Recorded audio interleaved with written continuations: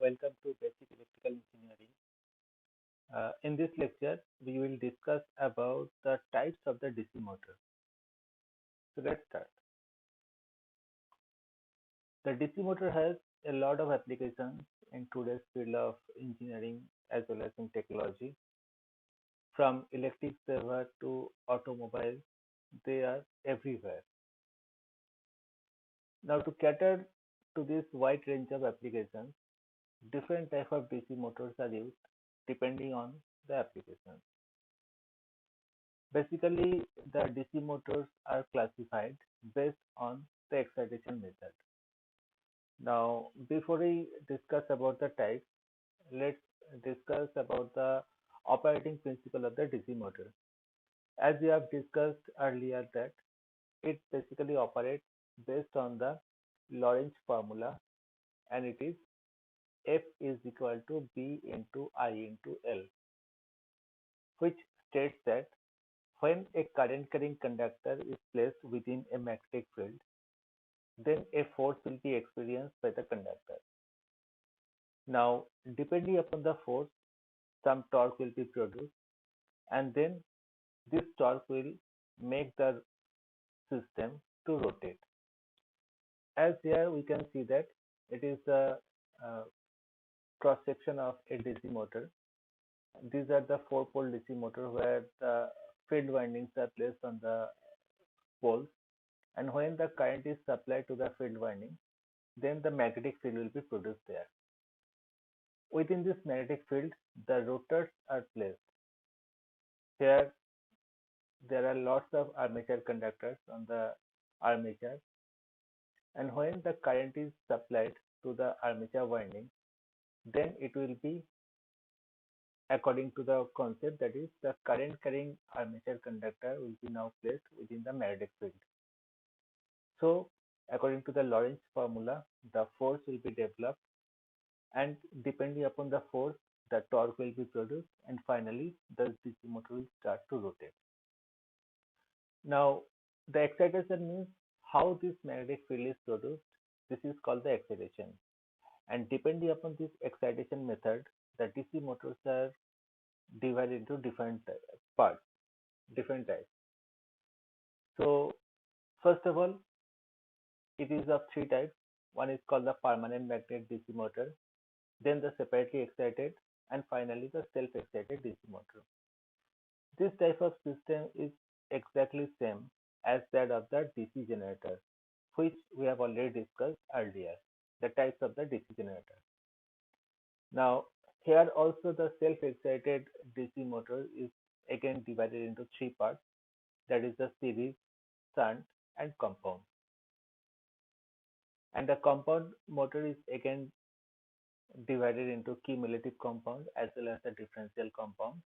And cumulative as well as the differential compound may be also of two types, that is called the long shunt and short shunt type DC motor. So let's discuss each and every type of the DC motor one by one. The first one is the permanent magnet DC motor. As the name implies, it consists of an armature and one or several permanent magnets enriching the armature. Here the magnetic field is basically produced by the permanent magnets. No electromagnets are used in this type of motor. The field coils are usually not required because the permanent magnets are used, the electromagnets are not used here. However, some of these motors do have coil wound on the pole. If they exist, these coils are intended only for recharging the magnet in the event that they lose their strength. Schematically, this motor appears as only on the armature. So here, the permanent magnet motor uses a permanent magnet to create the magnetic field. It is shown in this figure. These two are the permanent magnet. Let's say this is the north pole and this is the south pole. So the magnetic field that is produced is because of this permanent magnet. The construction of this type of DC motor is such that the ideally magnetized permanent magnets mounted on the inner periphery of the stator core to produce a field flux. On the other hand, rotor has a conventional DC armature with commutator segments and brushes. This type of motor provides great starting torque and has good speed regulation, but there is a limitation that the torque, so they are typically found at low horsepower applications because in this type of motor the torque produced is not very high. Therefore, it cannot be used for very high horsepower applications. It is basically used in toys or in small type of instruments. There it can be seen. Next is the separately excited DC motor.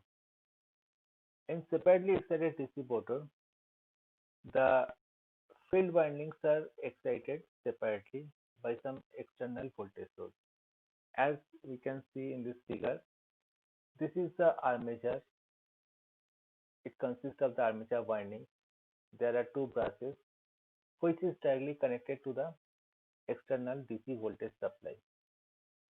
Here it is shown as the field winding, and the field winding is also connected to some external voltage source. The armature is coupled with the load so that when the armature will rotate, it will produce some mechanical power, and this mechanical power will be transferred to the load. Here the armature current does not flow through the field winding as the field winding energized from a separate external source. That means the field winding does not depend upon the armature current or the armature uh, EMF that is produced in the machine. It does not depend upon the armature parameters. It is totally separately excited. So the field is excited by some external voltage source. Now, as we can see that when a voltage V is applied, then a current will start to flow to the armature. We can denote this current as IA, that is the armature current, which is flowing to the armature winding. Similarly, another voltage source, let's say V1 is applied across the field winding. So a field current IF will be flowing to the field winding. Consider the resistance of the field winding is RF and the resistance of the armature winding is RA. So here the magnetic field which is produced, it is directly proportional to the field current. That means the flux which is produced, it is proportional to field current.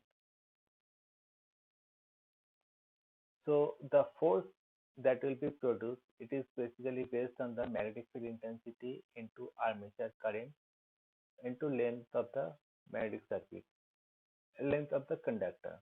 So here the magnetic flux density, which is basically produced by the field when the current is flowing to the field winding, then the flux will be produced. So this value of B is can be controlled by some external voltage source. Now here we can see that the armature current is same as that of the current that is flowing from the supply, that is the line current. So we can write here the line current will be equal to the armature current. We have already discussed earlier the back EMF. When the armature starts to rotate, then according to the generating action, the EMF will be induced in the armature winding, and according to the Lenz's law, this EMF will oppose the supply voltage. So it is considered as the back EMF. We have already discussed in the earlier lecture. So here in this case, the back EMF can be calculated by this formula: supply voltage minus drop in the armature winding resistance, that is IA into RA. The power supplied from the source, that is the input power, it can be written as supply voltage into line current, that is IL. Whereas the mechanical power developed in the armature, represented by P mech, it will be equal to the product of back EMF and the armature current. Remember one thing, the back EMF is uh, the back EMF is same as that of generated EMF, and it is represented by Z phi P N upon 60A. As we already discussed, Z is the total number of armature conductors, phi is the flux per pole produced in the field winding, P is the number of pole, N is the speed of the machine, and A is the parallel path. So when the power is supplied to the armature, according to the Lorentz formula, the force will be produced. Because of this force, the torque will be produced. It is represented by force into radius of the armature. And now because of this torque, the armature will start to rotate. As the armature starts to rotate, then the speed of the machine will be gradually increased. Therefore, depending upon this parameter, the EMF will be induced in the armature, which is considered as the back EMF.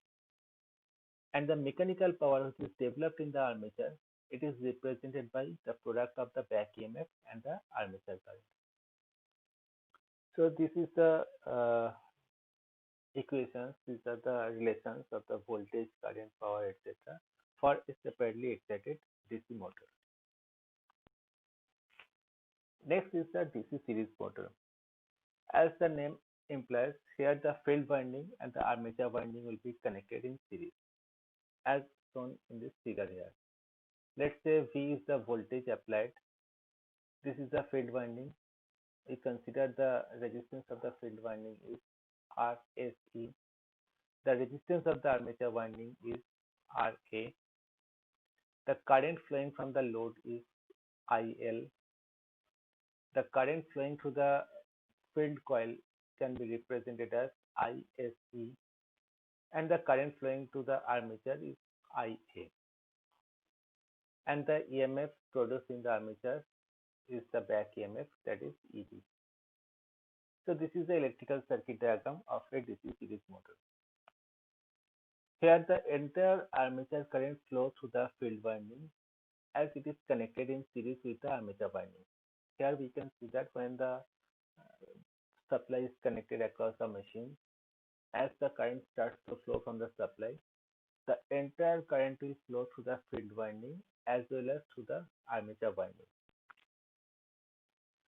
The field winding consists of a very few turns of thick wire. This is because to make the field winding resistance as low as possible. Otherwise, the I square R loss in the field winding will be very high. So just to reduce the losses and just to control the voltage drop across the field winding, the resistance of the field winding should be as low as possible. That's why the field winding always consists of few number of turns of thick wire, so that the resistance should be very low. Here one thing should be remembered, that just like DC series generator, in case of DC series motor, the field winding resistance is also very high. It is in the order of less than equal to, you can say less than equal to 1 ohm, or it may be around 2 or 3 ohm. So the field winding resistance will be very low. The speed of the motor varies with the load and the operation wise. This is the main difference between the series and the shunt motor. Here this type of motor is considered as the variable speed motor, because here the speed of the motor changes with the change in load. But in case of shunt motor, that will be discussed later, the shunt motor is considered as a almost constant speed motor. That means there the speed will not vary very high based on the change in load. So here the operation of the machine, operation of the motor is totally depends upon the load. that means the amount of torque produced, the speed of the machine. It is totally depends upon the load. Now, if we want to write the equations, so first of all, we can see that here all the elements are connected in series. Therefore, we can say the line current, which is also flowing through the field winding, that is the field current, and it is also flowing through the armature, which is the armature current. So all these currents will be same. The back EMF produced in the armature will be equal to the supply voltage minus the voltage drop in the field winding as well as the voltage drop in the armature winding. Here we can see that the current in the field winding is same as that of the armature current. So the voltage drop in the field as well as armature can be represented by IA into RSE plus RA. So this is the total voltage drop in field winding as well as in the armature winding.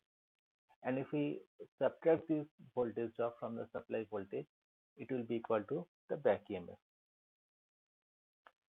The input power is again the product of supply voltage and the line current. But here the line current is equal to armature current. It can be also written as V into IA. And the mechanical power developed in the armature, it will be again the product of back EMF and the armature current. So these are the relations in a DC series motor. Let's see the DC shunt motor. It is the parallel machine. That means here the field winding and the armature windings are connected in parallel across the supply voltage. So here V is the supply voltage. Current flowing from the supply is IL. This current will be divided into two parts. One will be flowing to the field winding, let's say ISH, shunt field current, where the resistance of the field winding is RSH, shunt field winding resistance. And the other part of the current will be flowing to the armature. It is the armature current. Armature winding resistance is represented by RA, and the back EMF produced in the machine is EB. In shunt motors, the field is connected in parallel with the armature winding. Here the shunt means parallel. It is the parallel motor or the shunt motor. The field winding consists of large number of turns of comparatively fine wire. This is because the current flowing through the field winding should be kept as low as possible. As the field winding and the armature winding both are connected in parallel across the supply voltage, so the current flowing through the field winding can be represented as V upon RSH, where V is the supply voltage and RSH is the shunt field winding resistance. And from this relation, we can also see that the IL is equal to ISH plus IA. That means to make the armature current more, the value of ISH should be less. And to make the value of ISH less, the value of RSH should be very high. That's why the shunt field winding resistance should be as high as possible. That's why more number of turns are used here with fine wire so that the resistance of the field winding should be high. This motor offers great speed regulation due to the fact that the shunt field excited separately from the armature windings, which also offer simplified reversing control. That means here the current flowing to the shunt field winding does not depend upon the armature current. That's why here the field winding produce the magnetic field, that means the excitation is considered as almost constant. That's why it offers very simplified reversing control as well as the speed regulation is also very good for this type of machine. So as we see the equations here, the armature current can be written as the total line current minus shunt field current, because the total current is divided into two branches. That's why armature current will be equal to IL minus ISH, where ISH will be equal to V upon RSH, where V is the supply voltage. It is constant. The resistance of the armature field winding is also constant. So the ISH is also almost constant. So here the flux which is produced is directly proportional to ISH. In case of series motor, the flux produced was directly proportional to armature current, because here the armature current is equal to the field current. But here the flux produced, the magnetic field is produced is proportional to ISH. The input power is same, that is the supply voltage into the line current, and the mechanical power developed in the armature, it can be represented as back EMF into armature current. So the power equation is same as that of the previous types of machine. So these are the relations for a shunt motor. Now the compound motor.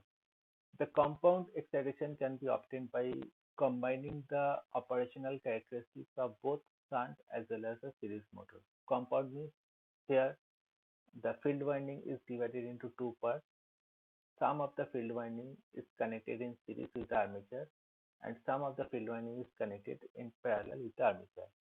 That's why it is a combination of both shunt as well as a series machine. In this motor, the field winding connected both in series as well as in parallel to the armature winding. The excitation of the compound motor can be of two types depending on the nature of the compounding. Whether the field winding will be connected in series first, or it will be connected in parallel first with the armature. Depending upon this, the excitation is of two types. First one is called the cumulative compound. Here the main magnetic field is produced by the series field winding, and shunt field is basically assist the series field winding, the magnetic field produced by the series. So in case of cumulative compound, the current flowing to both the series as well as the shunt field winding will be in the same direction, so that the net magnetic field produced will be their combination. When the shunt field flux assists the main field flux produced by the series field, then it is considered as a cumulative compound DC motor. Here the magnetic field produced by the shunt field will be added to the magnetic field produced by the series field. That's why it is considered as a cumulative compound DC motor. On the other hand, the differential compound DC motor, where the arrangement of the shunt and series winding in such a way that the field flux produced by the shunt winding oppose the effect of the flux produced by the series winding. So the net flux produced in this case is lesser than the original flux, so does not find much a practical application in industries. Here in case of differential compound DC motor, the magnetic field produced by the shunt field winding and the series field winding will oppose each other. Therefore, the net magnetic field produced will be lesser. That's why it is considered as a differential compound DC motor. This type of motor is rarely used in industries. Now, both the cumulative compound and differential compound motor can be again divided into two parts, that is called the short shunt and long shunt, depending upon their connections, depending upon the connection of the field windings with the armature. This type of motor will be again divided into two parts, that is the short shunt and the long shunt. So the short shunt compound motor. In case of short shunt compound motor, the concept is that the one field winding is first connected in parallel with the armature, and the other field winding will be connected in series with this combination. As it can be seen here, the armature winding and the field winding is connected in parallel first, then another field winding is connected in series with this combination. So here the field winding is only parallel to the armature winding, not the series field winding. Only the parallel winding is connected across the armature. Now here we can see that the voltage supply is V, so the current flowing from the source is IL. This current will flow to the field winding. That means here the line current will be equal to the series field current. The total current from the source will be flowing through the series field winding. And then this current will be divided into two parts. One will be flowing to the armature and the other will be flowing to the shunt field. So here it can be summation of armature current and the shunt field current. So this is the current equation of a short shunt compound generator. Now the back EMF can be represented here, the supply voltage minus losses in the series field minus losses in the armature. It can be written as ISE into RSC minus IA into RA.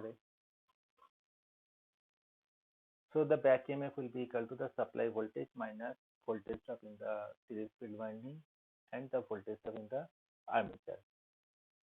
The input power and the mechanical power developed will be same. This is C into IL, and the mechanical power developed will be back EMF into armature current. Now here the voltage across the shunt field can be calculated as, it will be equal to V minus ISE into RSC. So the shunt field current ISH can be written as V minus ISC into RSC upon RSH, or it can be also written as back EMF plus IA into RA upon RSH. So by using this formula, we can calculate the current flowing to the shunt field winding and so on. Next is the long shunt compound DC motor. In case of long shunt compound motor, the armature winding and the series field winding is connected in series first, and then the second field winding is connected across this combination. So here we can see that the armature and the first field winding is connected in series, and the second field winding is connected across this entire combination. This is considered as a long shunt compound motor. Here the shunt field winding is parallel to both the armature winding and the series field winding combination. Now the voltage here is V, the total current from the source is IL, and this current will again divide into two parts. One is flowing to the field winding, shunt field winding, another is flowing to the armature as well as the series. So here the current flowing in the armature will be same as current flowing in the series field, whereas the total current IL can be written as IA plus ISH. So the back EMF produced in the armature will be voltage, supply voltage minus the voltage drop in the series field winding as well as the voltage drop in the armature. It will be IA into RA plus RSC. because these two windings are connected in series, so it will be the total voltage drop. And if we subtract this voltage drop from the supply voltage, we will get the back EMF. But here the value of ISH will be equal to V minus RSH, because the voltage across the shunt field winding will be equal to the total supply voltage. So we can find ISH by using this formula. Again, the input power will be equal to V into IL, and the mechanical power developed in the armature will be EB into IA. So this is the relation in case of long shunt compound motor. Let's do some numerical based on this concept. Here is the first question. A 230 volt DC series motor takes 50 ampere current. The resistance of the armature and the field windings are 0.2 ohm and 0.1 ohm respectively. So calculate the brush voltage and the back EMF. Let's see the solution. Here it is a series motor, so we can draw the circuit first.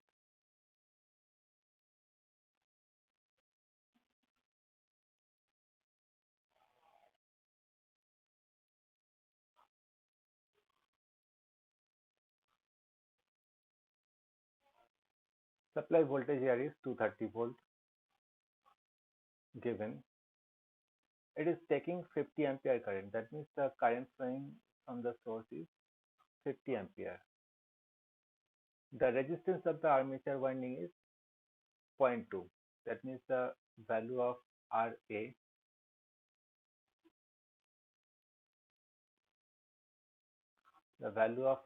here is 0.2 ohm, and the value of series field winding, that is RSE,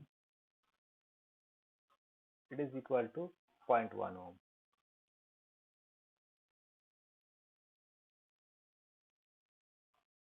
So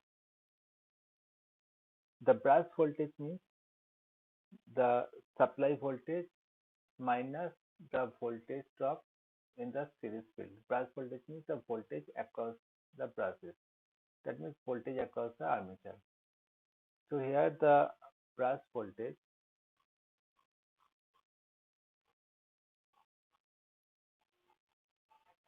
can be written as the supply voltage minus the voltage drop in the series field winding. Where the supply voltage is 230 volt, current is 50 ampere, and the series field winding resistance is 0.1. So it will be 225 volt. So this is the brush voltage, that means the voltage across the brush. Next is the back EMF.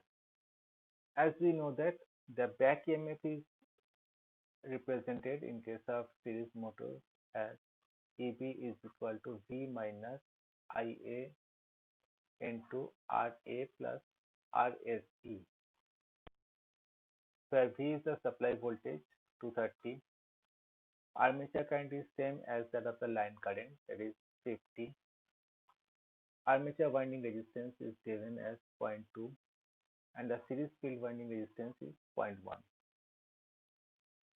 So if we calculate, the value will be 215 volt. So this is the back EMF produced in the armature. That is the solution. Next question is, the power input to a 230 volt DC shunt motor is 8.477 kilowatt. The field resistance is 230 ohm and the armature resistance is 0.28 ohm. So find the input current, armature current, and back EMF. So let's see the solution. First of all, draw the circuit diagram for a DC shunt motor. So here it is the armature, it is the shunt field winding connected across the supply voltage. Here the supply voltage is 230 volts. Remember one thing, when the voltage or power is given in case of DC motor, it basically indicates the input value. So here the supply voltage is 230 volt. Here it will be armature resistance, back EMF will be produced here. It is the shunt field winding resistance. This is the total current. Here it will be the armature current and it will be the shunt field current. Now, first of all, the power. Input power here given is 8.477 kilowatt, or we can write 8477 watt. This is the power input. Whereas the supply voltage V is equal to 230 volt. As it is the shunt motor, so the shunt field winding current ISH can be written as V upon RSH. In this question, the value of the RSH is given as 230 and the value of armature resistance is given as 0.28 ohm. So the shunt field current can be written as 230 upon 230. So it will be 1 ampere. Now, as the input power is given and the supply voltage is known, then we can find the line current, that is IL. It will be the input power upon the supply voltage. The input power here is 8477 and the supply voltage is 230. So after solving, we'll get the line current as 36.86 ampere. This is the total line current. So this line current is divided into two parts. One current is flowing to the field winding, another is flowing to the armature. Therefore, the armature current can be written as line current minus field current. So it will be 36.86 minus 1, that will be 35.86 ampere. Hence, the back EMF can be written as V minus IA into RA, 230 minus 35.86 into armature winding resistance, that is 0.28. And after solving this, the value of the back EMF will be 219.96 volt, or we can say approximately 220 volt. So this is the input current IL.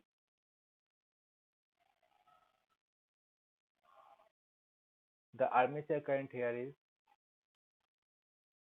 35.86 ampere and the back EMF is here, that is 220 volt. So this is the complete solution.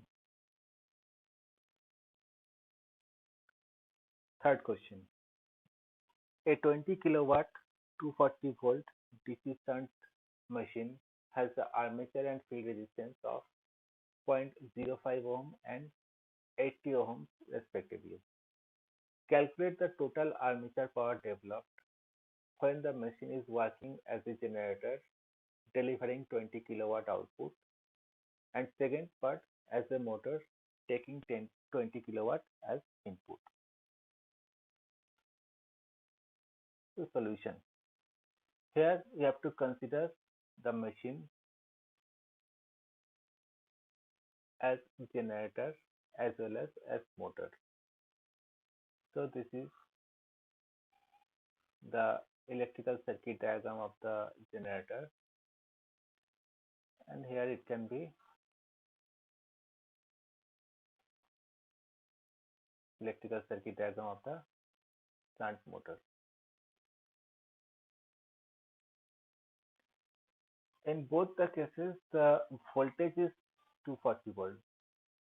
Remember one thing, when it is considered as generator, the voltage will be the output voltage. It is 240 volt, and the power will be considered as the output power.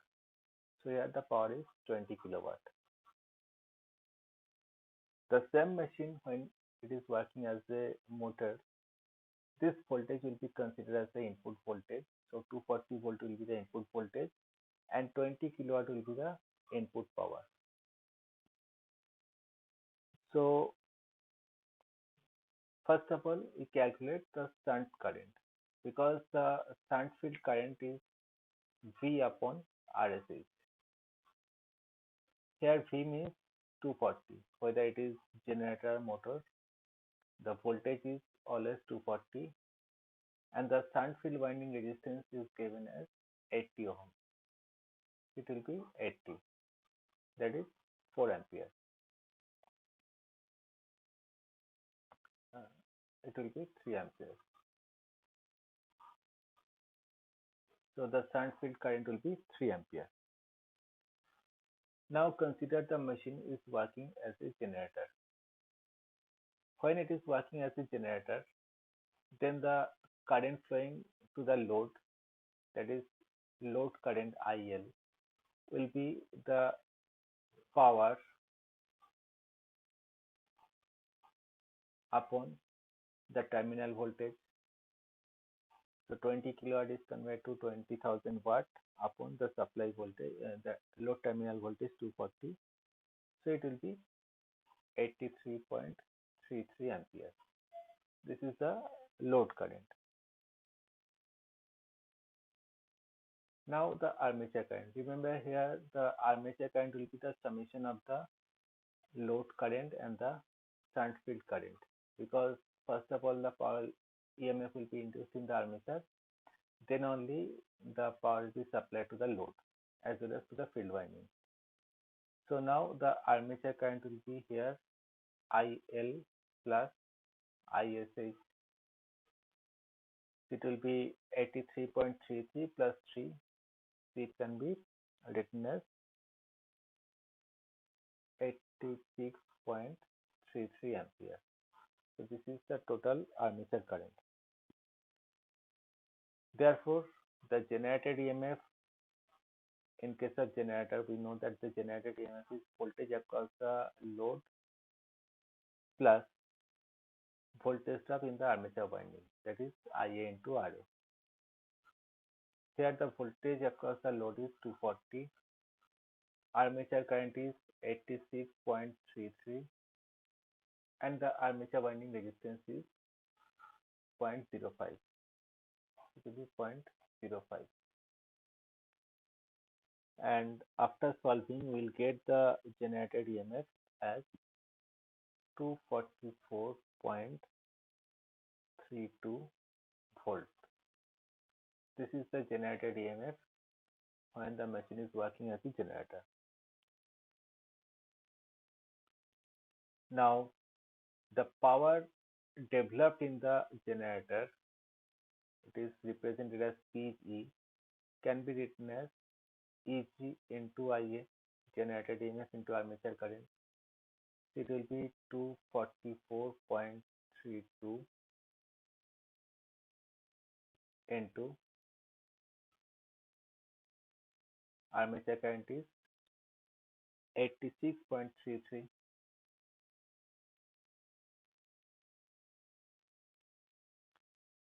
So finally, we'll get the total armature power developed is 20.36 kilowatt.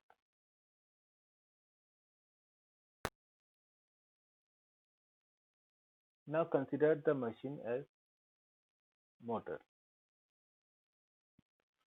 So when the machine is working as a motor, in this case the shunt field winding current will be same. It is again V upon RSH. Here V means the supply voltage, that is 240. Current field winding resistance is 80. So 3 ampere is the field current. Remember, in case of motor, the current is flowing from the source, and this current will be divided into two parts, that is the armature current and the field current. So IL we have already calculated. In case of generator, we can again calculate here also. IL will be equal to the input power upon the supply voltage, and again it will be 83.33 ampere. So now the armature current here will be the line current minus field current, that is 83.33 minus 3, it will be 80.33 ampere. This is the armature current when the machine is working as a motor. Therefore, the back EMF, we can find the back EMF as the supply voltage minus the losses in the armature. Here the supply voltage is 240, armature current is 80.33, and the armature winding resistance is 0.05 as it is given in the question. So the value will be 235.98 volt. This is the back EMF produced in the machine when it is working as a motor. Therefore, the power developed in the armature, which is also considered as the mechanical power developed, it is back EMF into armature current. So 235.98 into the armature current here is 80.33. So finally the power will be 18.96 kilowatt.